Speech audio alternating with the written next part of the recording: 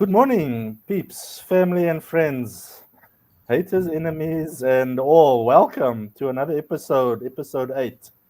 Wherever you are and wherever you're from, something.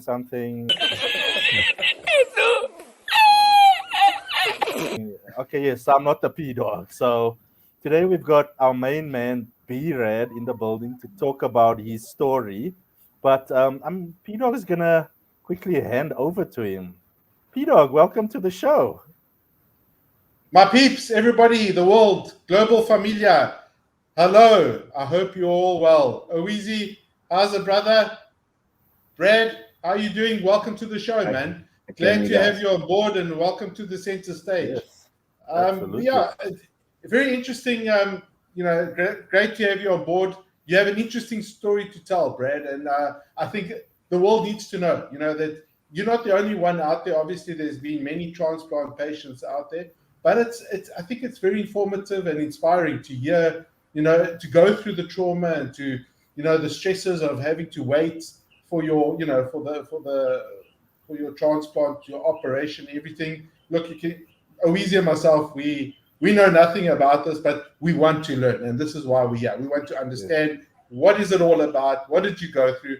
So, without further ado, let's jump straight into it. So, Brad, Okay. tell us your story. Tell us briefly what did you go through? What specifically you want us from the start of how it all started, how I Just found break it out. down for us, Brad. Beginning, Okay. middle, end, Around the kabam. age of 22, I ended up going to the GP just for gastro. I did a basic urine test. Found high protein, so I was sent off to a nephrologist. There, they did a biopsy. Um, Quite a few tests, bloods, the works. It was only in 2006 they found the cause, which is called IgA nephropathy. It's an autoimmune disease. Unfortunately, with it, it does attack the kidneys, leading to renal failure in my case. Not necessarily all the time. It does, however, affect other people worse. From there, it was just a matter of time as the years went by, depending on how severe the IgA got. And then by it was 2009, 2010, it was then going through to the transplant list and going through a whole procedure of checks. Brad, if I can stop you From there.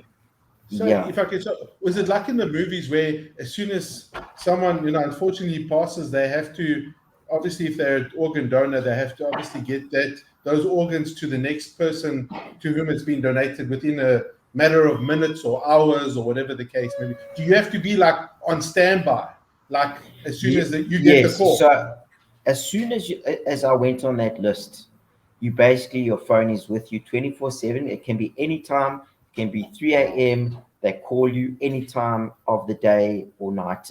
So your phone, they tell you keep it on, keep it near you, keep it charged, and they can call you anytime. Wow. Sure, You know, that's So, fine. Brad, that's obviously, leading up to that point, you would have had to receive news on your condition or on your health. What was it like receiving that news at that point where they told you, "Listen, be Rad, this is the situation, this is the way forward." Just maybe break it down for us how you felt, and was there any maybe emotional trauma involved for you? with any major disease where a doctor tells you this is what you've got and this is the road that you're going to go down. There is a lot of how do I say heavy mental weight. You've got to digest this. You've got to talk it out. You've got to try and speak to people. It's not something you have in your immediate vicinity that you can speak to someone. So you basically have to search, do your own research, find other people, which I ended up doing. But it does take a heavy toll on the mind. what is to come, as this is a journey you're going down that you've never met anyone that's gone down it. Sure. So you, for And you, you're in uncharted waters, unfortunately. So yeah, that's and unfortunately. Brad, tell me, when you got the news, did you feel like it's the end of the world? Did you feel like did you sort of lose like all hope? Was it like that, or did you take It's a different perspective? Did you say, "Hell no, this is not going to happen to me. I'm going to fight this regardless"? I'm sure there's a lot of things that were running through your mind, and I think that's what Oweezy was trying to highlight. So, when you get sure, that news, it's like a punch in the gut, and all the Unexpected, energy obviously. just leaves your body. All the yeah, energy just leaves your body, and you just feel completely deflated. sure. It's like all Were It you your changes from surprised? person to person. yeah. Um, Um, were you surprised? Because I mean, you look like a guy who's pretty much in shape. You look active. You don't look like you carry excessive weight. You look like a regular, normal, healthy guy. Were you surprised when this came and thinking, did I do something wrong? Did I not do something wrong? Don't look like Or us. was it yes, just a that's a random thing very that happened?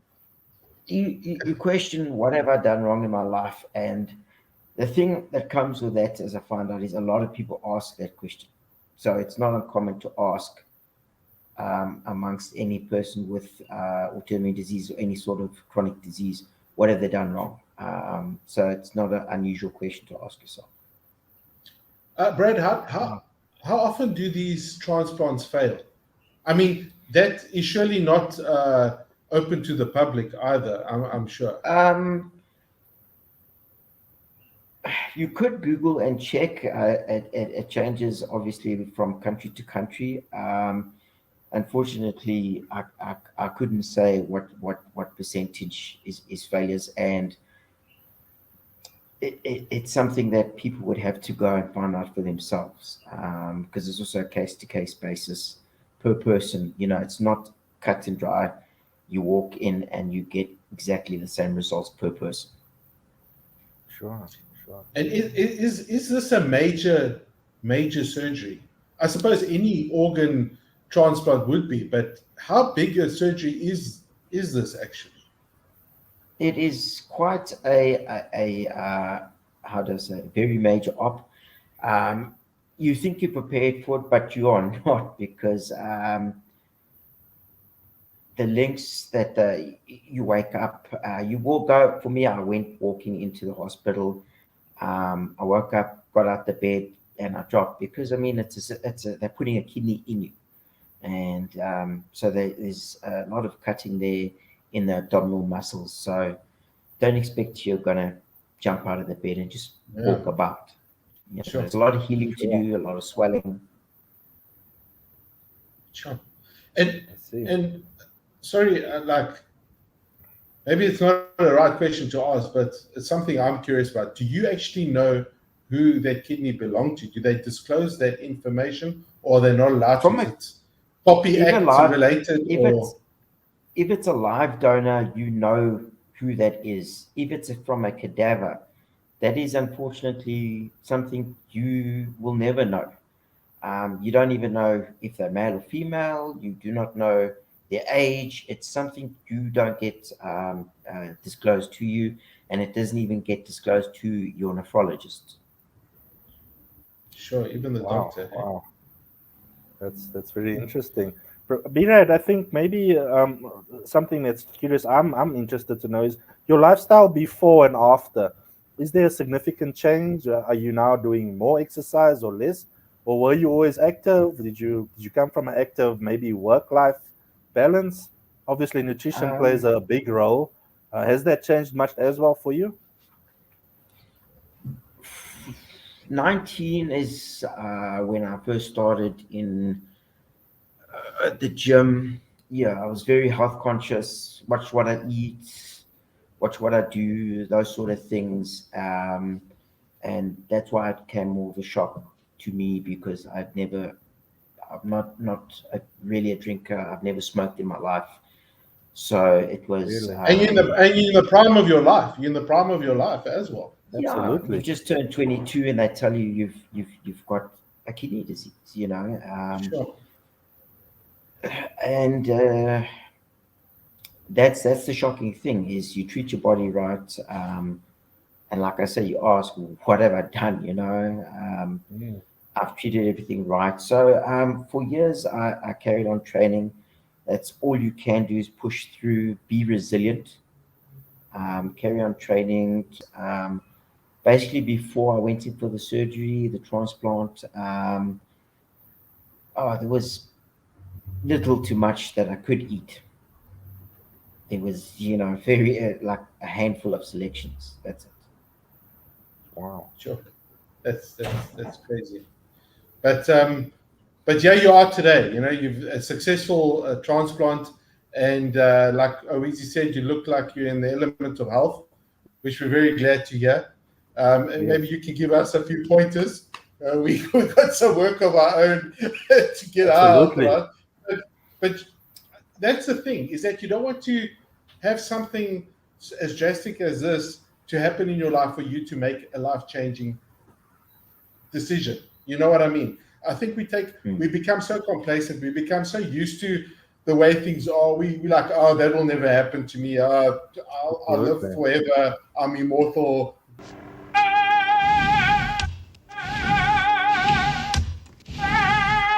Ooh, I'm Highlander. You know, stop me if you can. But that I think that's it. You know, sometimes you don't want to wait for that point where something Mm. does happen. You're like, oh, I should have done this. I should have lived a better. Obviously, this doesn't pertain to you. You were Yes. consistent throughout. I'm focusing Yes. more on myself and Owizi, yeah, where you know what I'm saying. We think we are unstoppable. You know what I mean? Oh, it's fine. We got a few inches on the circumference, yeah, but you're right. Our health plays a critical. We always need to look after ourselves because you know what? You could wake up tomorrow and get news like you did, Brad, where you didn't even expect it, and it's scary. It's Mm. honestly scary. And obviously, the older one gets, the risk is there, regardless. You know, I think we're just too complacent. Our lifestyles, the way just the way that we are. Mm. Stress causes a lot of crazy things. It's also believed to be a cause of cancers and all that. But be that as it may, it's frightening. And to have you on board here and telling us your story, Brad, is actually it's very inspiring and a bit of a rude awakening. Owizi, what do you say? Yes. Yes. Well, definitely a rude awakening, and secondly, an upliftment that look, if news like that does come about, they medical science has developed to a point where there is options, definitely not guaranteed. And I'm sure in Brad's instance as well, nothing's a guarantee in life except that the two guarantees: you'll die and pay taxes. But we're not here for that today. We're happy No, Brad's alive, that's has recovered that's years another later. conversation for another day. Absolutely, check out correct, our correct. previous episodes. But I think if I think back to, and this is decades ago when I was 22 PD, what was I doing? At that stage, your average 22-year-old, they're priming themselves to get ready to live their life. They're looking for the right one to settle down with, to build a family with, completing their studies, finding the first job, getting the first car. Those are the goals and what they're setting out to accomplish so that they can start their lifestyle, have their kids, and then take over the next phase of life where they become parents and look after kids, not having to deal with a terminal illness now that puts a ton of weight, figuratively speaking, Mm. on you. And if you are overweight, then it's like a double whopper that It is. I Yeah, need to look after myself. I yeah. really need to pay attention to what's out there. And I think Brad would also agree because correct me if I'm wrong. Aren't you also in the fitness industry, Brad? Personal Yes, I'd training. I'd You used to started do in the that as well. fitness industry before the diagnosis. I was in my first year of human sciences and exercise sciences when I got the news. So yeah, I continued with that throughout. Obviously, as time goes by and the kidneys start to fail more, it's not something you can carry on from 5 in the morning till coming home at 7, 8 at night. It's not something Wow. you can keep That's up with. taxing on the body. Yeah, no, that's taxing. Yes, It's yes. impossible. It's impossible. But let me tell you, I'm really moved by your story, Brad, and I'm sure many people out there will feel the same, and I'm sure there's many out there that are watching that actually could be in the similar situation. Perhaps losing hope, perhaps not thinking this is the end of the road. Where do I go from now? But yeah, you are. You're telling us your story, and I think that in itself is a big kudos to you. Seriously. The one bit of advice I can give to anyone that gets diagnosed with any sort of kidney disease or anything like that is don't jump on Google and look at these things. Discuss it with your specialist, as they can give you more insights in the right direction. Do not jump on any sort of search engine to sort of find out things, because you'll come across things that have nothing to do with your condition. It could be a complete different condition from what you've got, and you sit there and you absorb it and you become negative. Um, Yeah. Obviously, when I was diagnosed, we didn't have the luxury back then in 2004 to jump on and do all this stuff. You had to get it from the doctors. Um, Yes. so that's what I say. At the end of the day, the search engine can also be your worst enemy when coming to these things. Can I hop in there quickly, Brad? Let me tell you Yeah. exactly what happened to me on Sunday. I got bitten by a pit bull. That's a story. That's a whole new other episode. I was in a dog fight, literally, A and dog being bitten by a dog. a dog being bitten by a dog, literally. And I I hope you put actually, him back. he's got a prosthetic leg now, but we'll talk about that later. I don't want to have any legal cases on me, but no, I'm joking. But in fact, it was such a quick accident. The dog got a fright. Blender went on. Dog got a fright. I was standing next to him, and he took a chunk of my leg. But anyway, the point is that the first thing I did was jump onto Doctor Google, and I googled. I thought I was going to die. The stories I read, yeah, I know. I was reading, and I thought this is the end of my life. Just reading that, and Brad, you are so right. I think the best thing is to go speak to a qualified specialist practitioner. Don't just believe him. I think that Google should use as a guide, okay, or any search engines, not just Google. Just use it as a guide, but go see a specialist. Don't just jump to conclusions and assumptions, because that could actually it could make things worse. I think emotionally It, as well. definitely so. And also, there are, depending on your country, there are support groups where you can join up.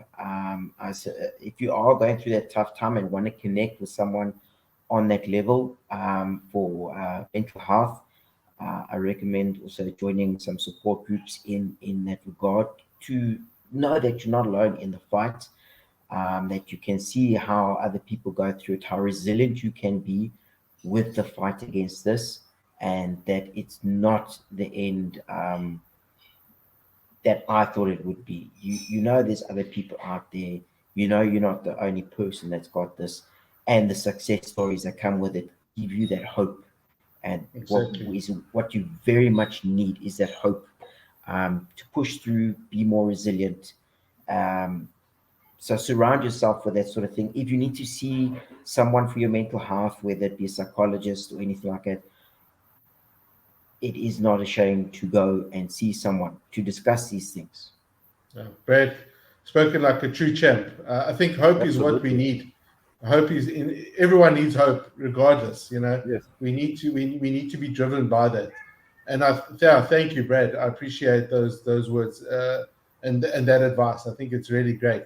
But I think our time is running out here, and I think Mm. just before we go, Brad, do you have some inspiration just to put out there to your listeners that's going to trickle through the airwaves, through the video waves, or whatever waves out there, and hopefully sink into someone's mind and give them some inspiration in their lives? Do you have a quick inspiring words, some quick inspiring words from yourself before we shut.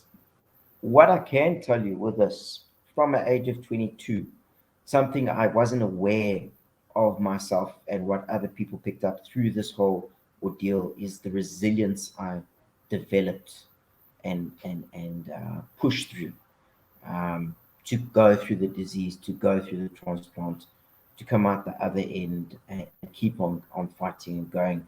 Is it something I did not know that I had in me?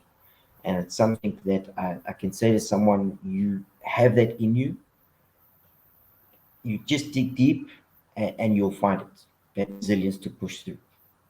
That's brilliant. No, thank you. Very well. Thank you so much. It has been great Thanks for having you having on me. the show. Thank you for your time. Oh, Weezy, any final words from your side for this Well, episode? look, I just want to say a big shout out to B-Red for being on the show. And what you've done is you don't realize, B-Red, that you are spreading a message of positivity, right? You can get the darkest news at the darkest hour in the darkest day. And this message just promotes that positivity that there is always light at the end of the tunnel. And dig deep, you'll find it, you can pull through. And we're just really grateful to have you here and to hear the story. PD, your final words. I'm also I think Brad hit it. It's hope. We need hope. Everyone needs hope, regardless of your situation, whether it's health, emotional, physical, whatever the case may be. We need hope. We need hope is what drives us, and we must never give up. And we must just keep pushing hard. I think the biggest challenge, yeah, on this planet is survival, and we need to get through it one way or another. And a big kudos to everyone who tries and Mm. keeps fighting the big fight. And yeah, it's And like Brad it's said, if you it's need help, get help. Speak to the get people. it. They're there. They're That's it. qualified. They will help you. They That's will be there for you. They will walk the road for with you.